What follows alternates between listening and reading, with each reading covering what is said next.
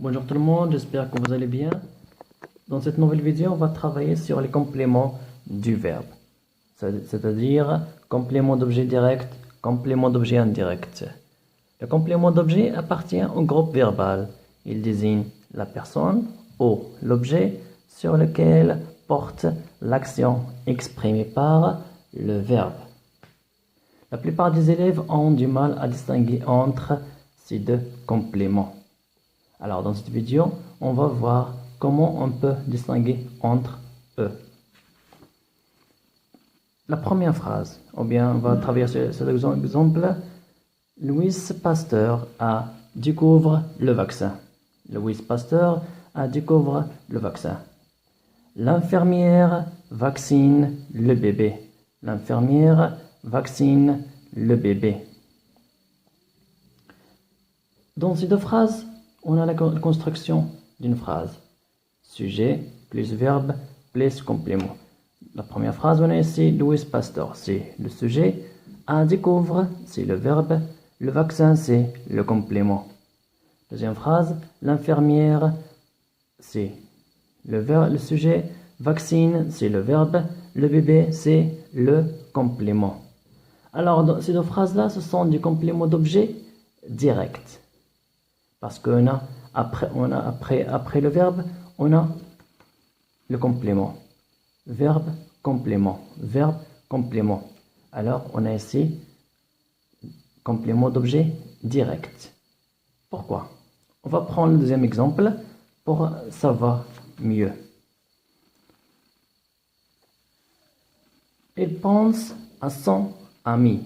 Il pense à son ami. Elle pense à son ami. Deuxième phrase.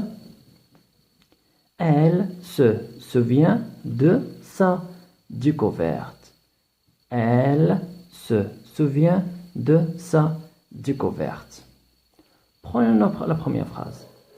Il pense à son ami. Alors on a ici le sujet, on a ici le verbe. Mais il est ici A. A s'appelle préposition. A, c'est une préposition. Son ami, c'est le complément. Alors, de ça à son ami, c'est un complément d'objet indirect. C'est un complément d'objet indirect. Elle se souvient de sa découverte. Dans cette phrase aussi, on a ici le sujet, elle se souvient, c'est le verbe. De, c'est préposition. Alors, après chaque verbe dans le complément d'objet indirect, on a des prépositions. Mais dans les compléments d'objet direct, on n'a pas de prépositions après les verbes. Découvert, verbe, le vaccin. Vaccine, le bébé. Alors, on n'a pas de prépositions. Mais dans le complément d'objet indirect, on a des prépositions. Les prépositions sont a dans son rapport envers avec de son sous. C'est une méthode pour l'apprendre. Pour apprendre les prépositions, c'est comme ça. De le mettre comme une phrase. A dans par rapport envers avec de son sous. A, dans, par, pour, en, vers, avec, de, son, sous.